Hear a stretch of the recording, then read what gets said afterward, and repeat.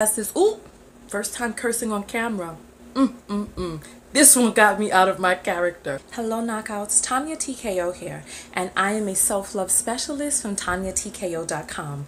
I help you learn how to love yourself and each other. On this channel, we talk about self-loving through relationships and attracting high vibrational relationships into our lives, both platonic and romantic. Today we're going to be talking about Bob Phondo and his tweet that went viral about the 10 reasons or the 10 things about his fiancée that he wanted everyone to know, and how his tweet went viral as I don't even know. Look, I'm stammering already. So there were a lot of people who sent this video to me. To shout out to all of the people who sent it to me, because I know that you all have wanted my opinion about this. And to be honest, I've kind of been avoiding this subject because when I saw it, I was taken aback.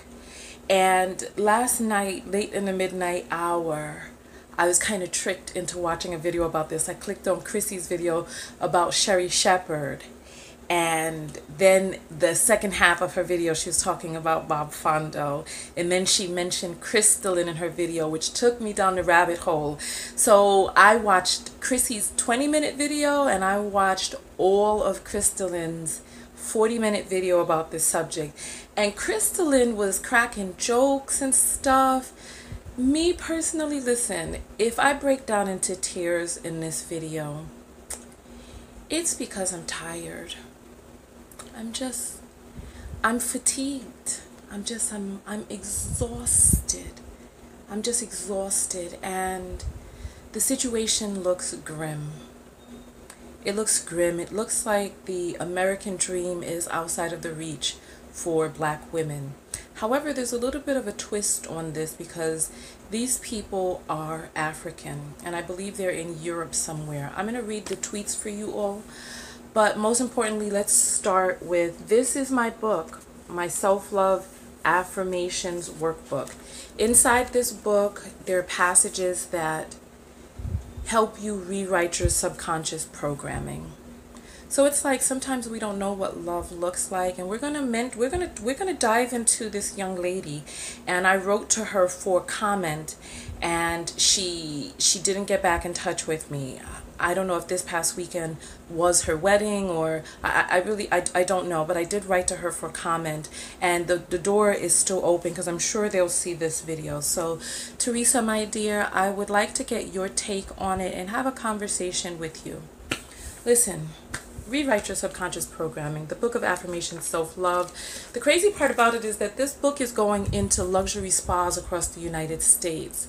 And I know that self-love is an issue that many of us deal with in all walks of life. But I want you all, the people who write to me, we did an hour and 48-minute show yesterday about a girlfriend whose husband is cheating on her and she can't tell her friend. And every week you all are writing to me about issues that are reattuned when you reattune your self-love.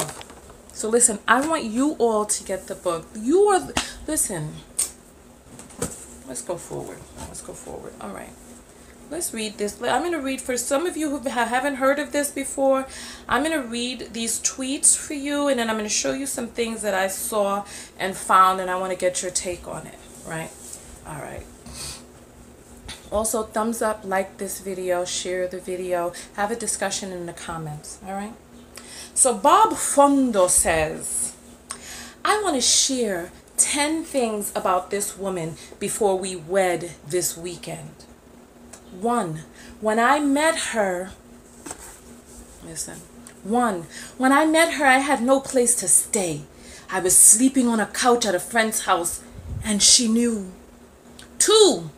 I found a place later on, and she helped paying my rent for months. 3. She got me my first car ever. And then there's a picture of her down there. Then we go to 4. My laptop got damaged, and I needed it so much at the time, so I could work on my things in order to earn something. She gave me hers. 5. She covered most costs for our dates for a year. 6. She invested in our first 2 businesses together. and opted for me to run them full time. Listen. 7. I never met her mom until when I brought my family to meet hers. She celebrated and congratulated me for any penny I made at the time, even when it was as little as $10. This is exhausting. It's exhausting. So she's over there. Who's a big boy? Who's a big boy? Good boy. $10. Yeah. Hercules. Let's go forward. 9. She supported everything I was trying to do to make ends meet, whether it earned us money or not. This is a effing bad gamble, Carly. But you know what? Listen, let me go forward. 10. Though I'm very stable and all that now, I know she doesn't really care about those things. She cares about me solely.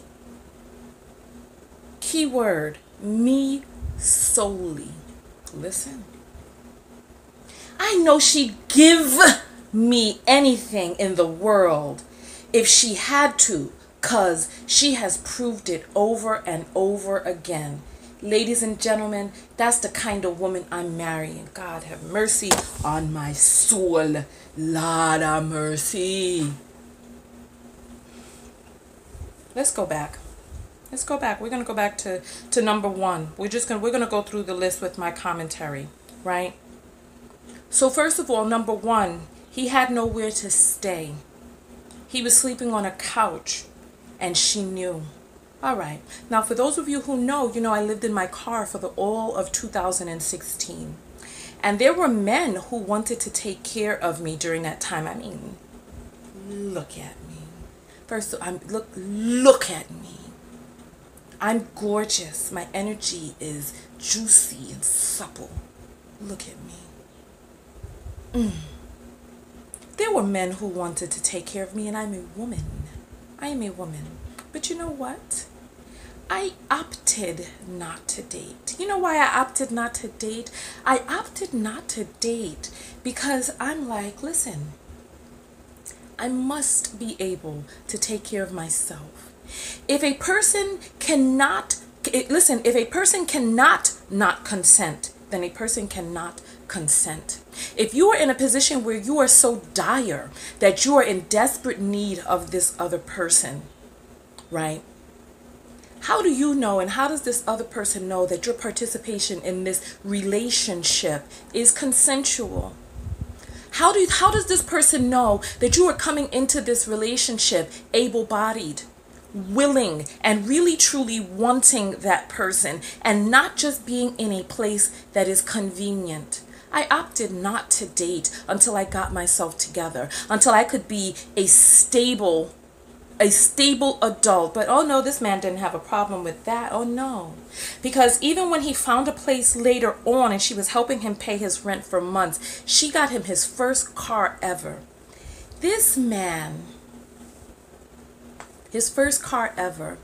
The very first time that I read this, I thought about all of this, and I was like, you know what, there were 2 different things that came to mind for me, right? First thing is, this is the stuff that a mother does for her son, and I want you to stay tuned to what it is that I show you about this young lady, which will break your heart, and you'll see why I'm on the verge of tears as we speak, right? It's the type of stuff that you do for a son. He's never had a car up until his first of all, let me give you the ages. This man just turned 30, and this young lady is about 22. So we have a 30-year-old man leaning back onto some young woman in her early 20s, a student. Listen, God, mercy upon my soul, Lord. Leaning back onto her and allowing this young lady to help him get out of dire straits.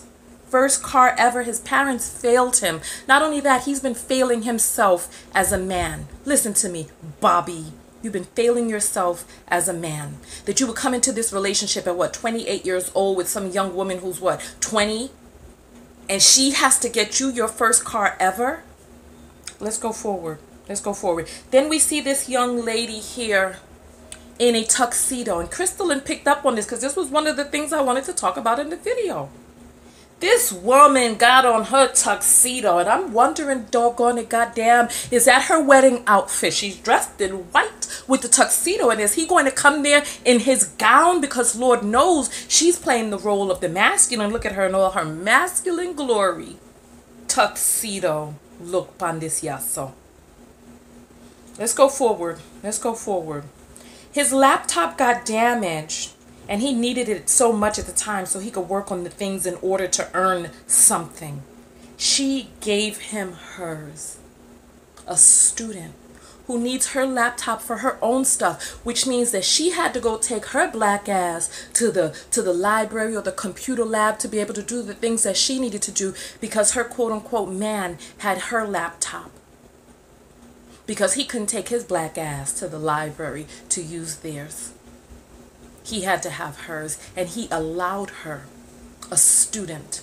Listen, you're going to find out more about her too.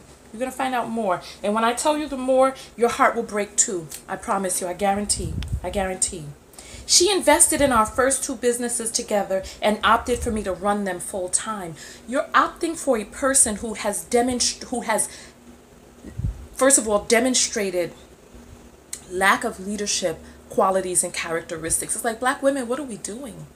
Listen, I've been an entrepreneur since I was 13 years old, and I met a young lady outside of the post office the other day, 14. She had her father come to me because I went to the post office to mail off these vitamin E's. I had a whole bunch of them. She had her father come to me and was like, oh, my daughter says that you have a business and she thought that maybe you could help her. And I was like, oh, well, you know what? I'm like, how old are you? She's like, 14. I gave her a huge high five because I've been an entrepreneur since I was 14 years old. So I'm like, you go, girl.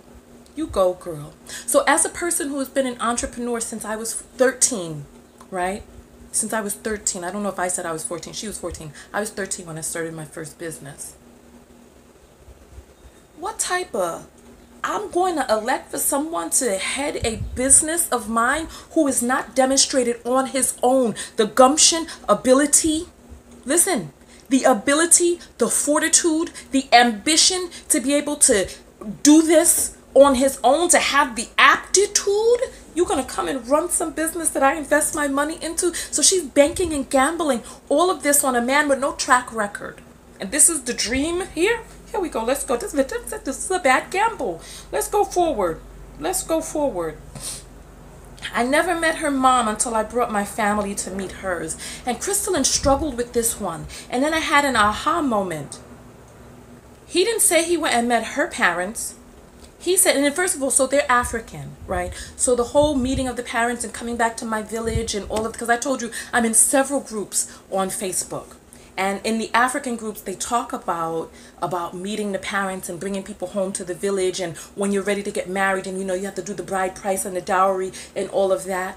So I guess she kept her mom hidden. So there's no father in the picture. I don't know if her father died or what happened. This is why I wrote to the young lady and I gave the young lady option to please come and give me additional information. Come talk to us, Teresa. Come talk to us, right? So there's no father in her life in this union. And then you're going to, like I said, you're going to find out a little bit more because I'm going to show you some other screenshots that I got, right? Then she celebrated and congratulated me for any penny. How exhausting is this? That some big grown behind man that you have to be like, oh, good job. Who's a good boy? Who's a good boy? Who's a good boy? Oh, who's a good boy? Yes, darling, you made a penny. Oh, look at you. And the thing is, listen, I get it. I get it. I understand that people need encouragement. And yes, women make men's lives better. Yes, we do.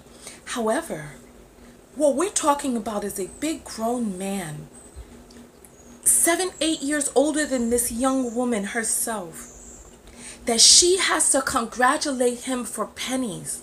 So not only is she pouring all of this into the relationship, but now she has to clap, applaud, and have him roll over while she scratches his stomach to, oh, good boy, you made a penny. Oh, wonderful, Bobby. Wonderful. Let's go forward. She supported everything I was trying to do to make ends meet, whether it earned us money or not, which means that she was throwing money down the goddamn drain over here. everything I was trying to do to make ends meet, whether it earned us money or not. One of the things that I like about this is that he said us, earns us money. So he was already thinking of them as a team. So I like that. I like that. However, she has a teammate that's like a goddamn anchor on her, dragging her the hell down when her black ass should be studying and worrying. Listen, I'm going to tell you, listen, when we go through, I'm going to show you what it is that I learned about this young woman.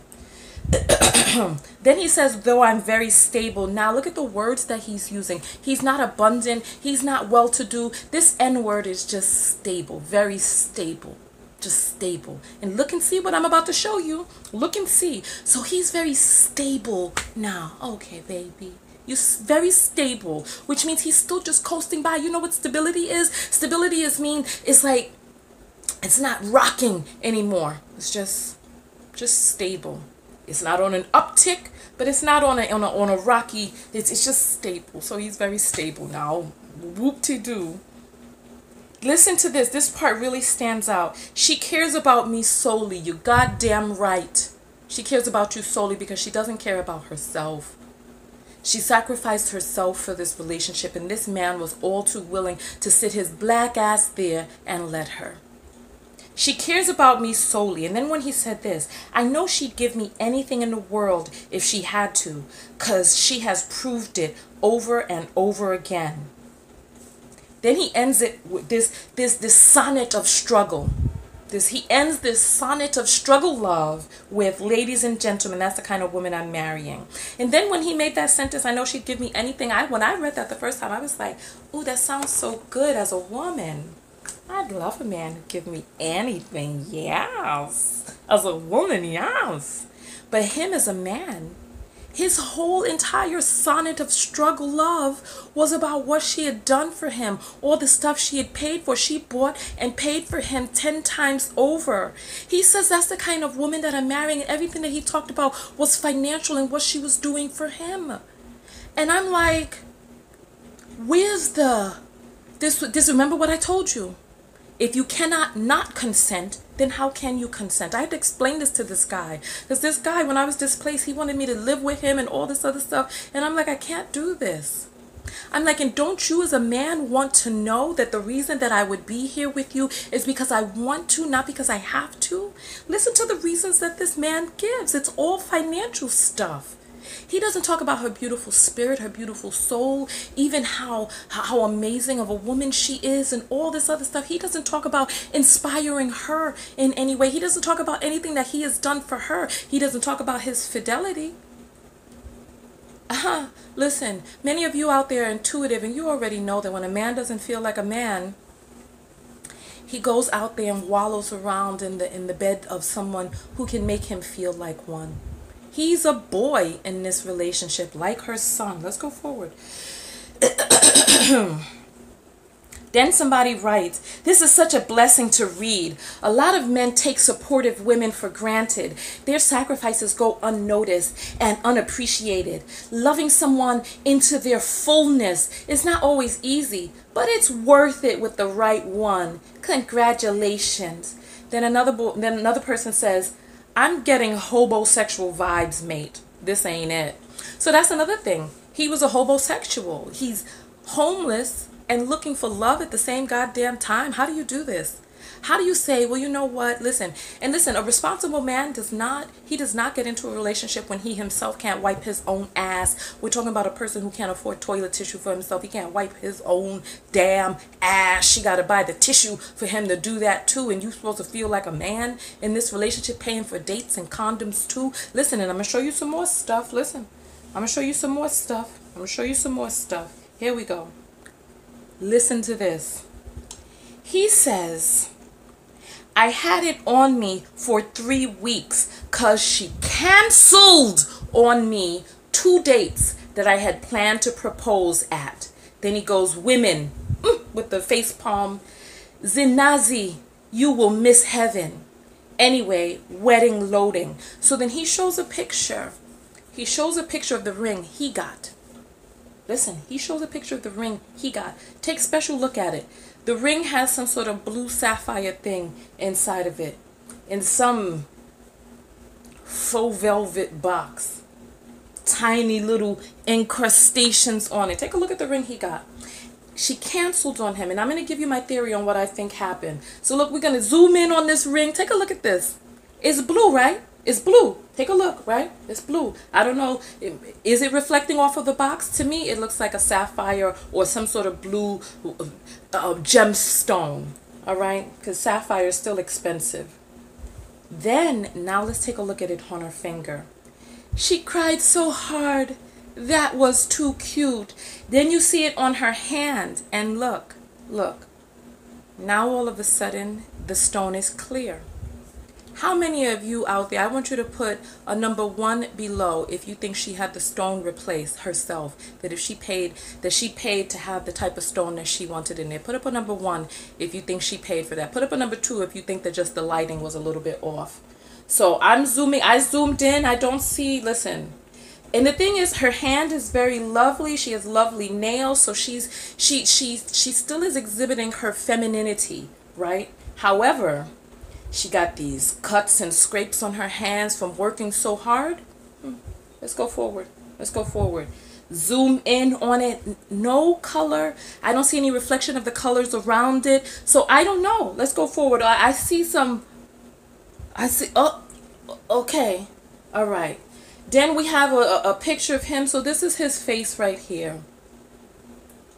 Take a look at his face. What do you see in his eyes? I see a man broken. Personally, that's what I see. I see a man broken. And look at her. I see a woman in her masculine. I see a woman there holding her jacket together, fists bunched up in her masculine. That's what I see, right? Then I see him sitting on the car that she bought for him, thin as can be, thin as can be, thin as can be. And look at her. He puts up this beautiful, lovely photo of her. It's my girl's birthday today. I love this woman. The reason I'm a better man now than I was a year ago. All of these wonderful likes. And the thing is, lovely shape on this woman. Slim. She got the hair going and all this other stuff. Stuff that you know she had to do on her own. And then here we come to the part that is heartbreaking. Here she go. My little boy yesterday, my friend today, my son forever, your mama made it. What are the arbitals here? Arbitals are reading between the lines. What are the arbitals here? What are the arbitals?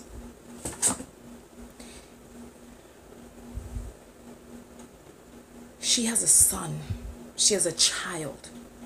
We're talking about a 20-year-old student and mother who was taking the resources out of her home, out of her son's mouth, and giving it to her second son, this man on the outside, paying for his rent. Goddamn. And when I look, she's not a wealthy woman. She doesn't come from wealth. Yeah, I'm going to play a video for you so that you can hear it in her own words, right? And then look at this. Love the life you live. Live the life you love. And she has the cap on his head. All of the achievements and everything that she's done, she got the cap on his head. Her man, head of household, that she put up there and exalted up into the head of her household like a pawn that she's dressed up to head this household, with no track record of being able to head the household without her help, supervision, and raising. Let's go forward. Let's go forward. Then you see them dancing together, and this is just sad. And I'll tell you this much, right? I'll tell you this much, right? These relationships that you see on social media with people living their best life, right? Many of them are living their best lie. Because what it is that you see on social media is not what exists in real life. If you listen, it seems like she was breaking up with him when he decided that he was going to go for these rings. Correct me if I'm wrong, TT. Teresa, holla at me. Seems like she was breaking up with him or something. She wasn't making time for their dates. Canceled 2 dates. I remember when I was leaving one of my men, when I was leaving my first love, when our relationship was over. I remember I used to stand him up, and it wasn't even on purpose. It was like I just would forget. But when somebody stands you up twice, canceling dates and cutting out, that sounds like she was on her way out of the relationship. How many of you know that one of the biggest motivating factors for a man, for some men, to ask you to marry them is when they think that you're leaving them? Unfortunately, this is far too common and happens far too often. So it sounds like she was kind of peeling out of the relationship, and then all of a sudden he went and got the little fragmented ring that he got with the little shards on it. Let's read this. Let's read this. Here she goes. This is what she says. Have you ever met someone who is willing to accept you for who you are, no matter what you've been through and how dark your past is? Listen. Someone who is quick to adjust and make sure you feel safe, yet challenges you to grow by patiently addressing your weaknesses and helping you through them. He's addressing her weaknesses. Listen. Oh, I'm going to tell you what this sounds like to me, right? And then look how dark your past is. So she's coming into this relationship thinking about how dark her past is, and him having to accept her for who she is.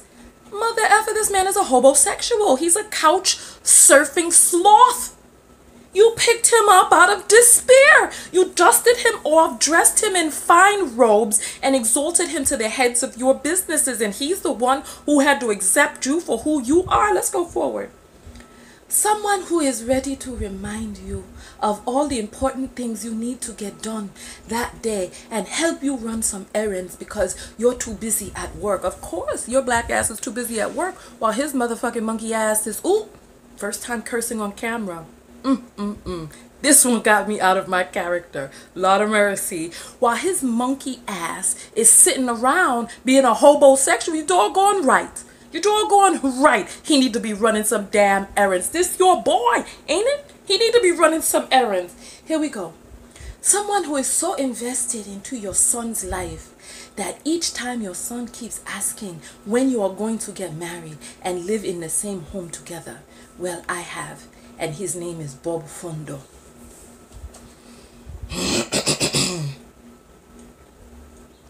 Really, lady. So the son was there beckoning them. So while she's paying the rent on this other apartment, this man is living elsewhere.